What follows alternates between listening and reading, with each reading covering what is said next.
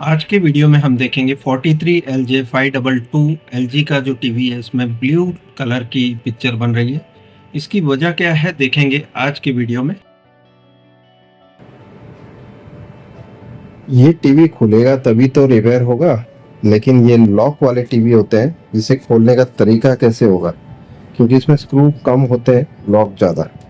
तो यहाँ पे खोलने के लिए दोनों किनारों पे एक कट दिया हुआ है। यहाँ से स्टार्ट करते हुए इधर नहीं आना है, यहाँ से स्टार्ट करते हुए इस तरह से लॉक्स खोलते हुए जाना है। तीनों तरफ से खोलते हुए यहाँ तक पहुंचना है। यहाँ भी इस तरह से कट है।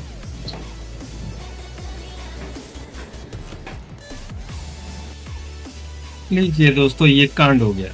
अभी खोल के चेक करते हैं तो नो पिक्चर हो गया। चलिए, अभी नो पिक्चर, ब्लू लाइट और साथ में RGB पैटर्न मोड और रीस्टार्ट की प्रॉब्लम, ये इतनी सारी प्रॉब्लम एक ही टीवी के अंदर है। देखेंगे इस फॉल्ट को कैसे रिपेयर करेंगे। है तो बहुत ही कंजेस्टेड फॉल्ट, और एक तो बैकलाइट भी डालनी है इसमें, मतलब काफ़ी सारे प्रॉब्लम है इसमें। बैकलाइट के कनेक्शन में भी लूज कनेक्शन है। यहाँ पर आप देख सकते हैं कि ये बंद हो गई बैकलाइट।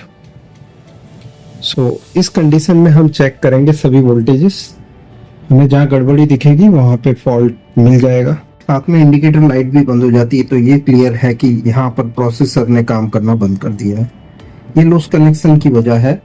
और जब हम ये करते हैं तो यहाँ बैकलाइट भी जल जाती है और यहाँ इंडिकेटर लाइट भी ग्लो हो जाती है। तो ये फॉल्ट हमारा प्रोसेसर से रिलेटेड है। तो हम प्रोसेसर की रिफ्लो करके देख लेते हैं। रिफ्लो करने के लिए हम अच्छी BGA पेस्ट लेंगे।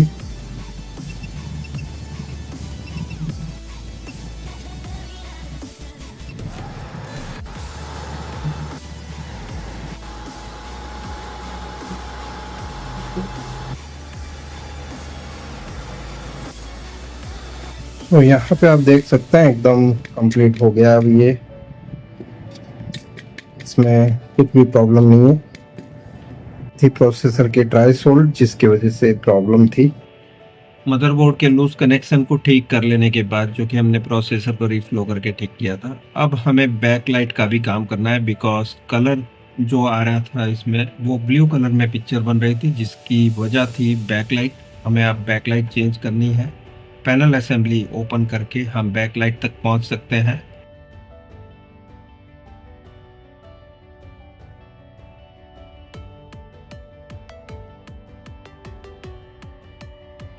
लीजिए, एक और प्रॉब्लम ठीक करनी है, बैकलाइट चेंज करनी है अभी।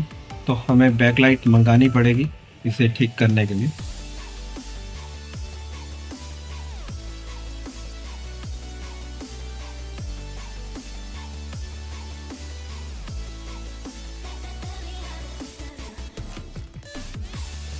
ये नई बैकलाइट्स हैं जिसे हम लगा रहे हैं अभी।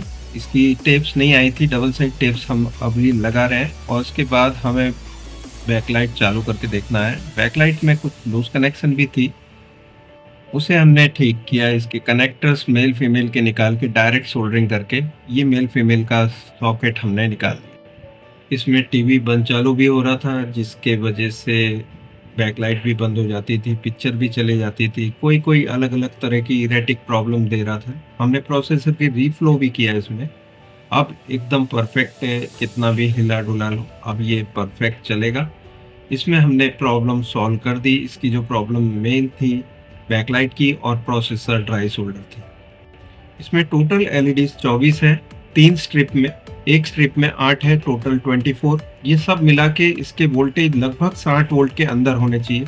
हम चेक कर लेते हैं मल्टीमीटर से इसमें वोल्टेज अभी कितने आ रहे हैं, प्लस और माइनस की सीरीज पर।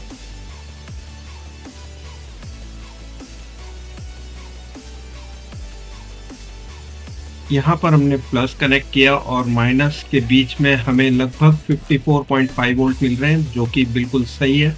डिस्प्ले को हमने पैनल असेंबली पे रख दिया है। पिक्चर एकदम कंप्लीट है।